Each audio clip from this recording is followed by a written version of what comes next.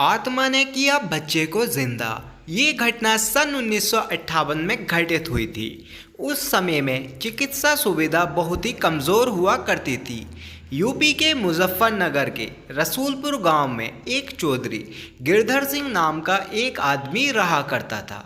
उसके एक 3 साल का बच्चा था। उसे चेचक हो गया और काफ़ी इलाज करने के बाद भी वो जिंदा नहीं बच सका। रात में उसकी मौत होने से सुबह उसके अंतिम संस्कार करने का निर्णय किया। उसी रात को मुजफ्फरनगर के एक दूसरे गांव में शोभाराम नाम का एक आदमी की बैलगाड़ी के पहिए के नीचे आ जाने से मौत हो गई। उसको अस्पताल ले जाते वक्त रास्ते में ही उसकी मौत हो गई। मृतक के घर वालों ने उसका दाह संस्कार कर दिया। दूसरी तरफ जब रसूलपुर में उस मृत बच्चे को दफन करने के लिए जंगल जाने लगे, अचानक रास्ते में उसके शरीर में हलचल हुई और वो उठकर खड़ा हो गया। लोग ये देखकर दंग रह गए, लेकिन बाद में उसको जिंदा देखकर सभी खुश हो गए। लेकिन लोगों को ये पता नहीं था कि उस बच्चे के शरीर को किसी और की आत्मा ने जकड़ रखा था। उस 3 साल के बच्चे में 23 साल के शोभाराम की आत्मा घुस चुकी थी।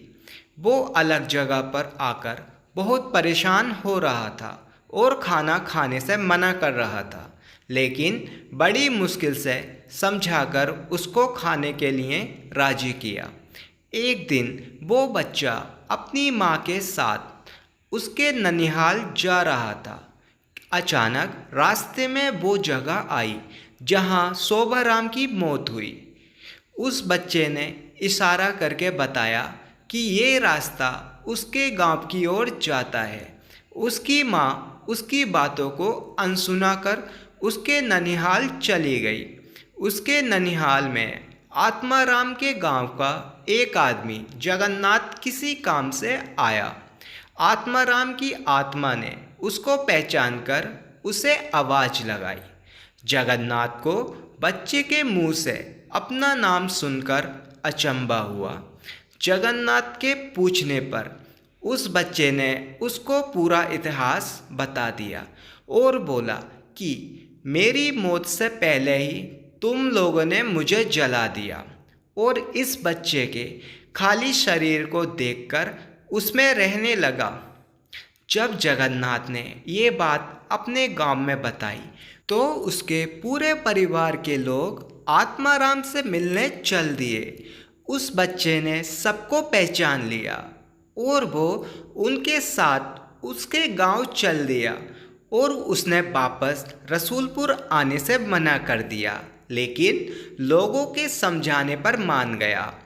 इस तरह वो 2 परिवारों के साथ लेकर चलता रहा।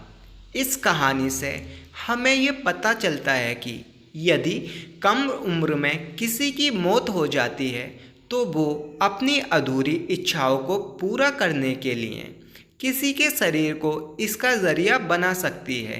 दोस्तों, मैं आपको बताना चाहता हूँ कि ये तो केवल कहानी है, लेकिन हकीकत में ऐसे कुछ मामले होते हैं जिनकी कोई पहचान नहीं पाता।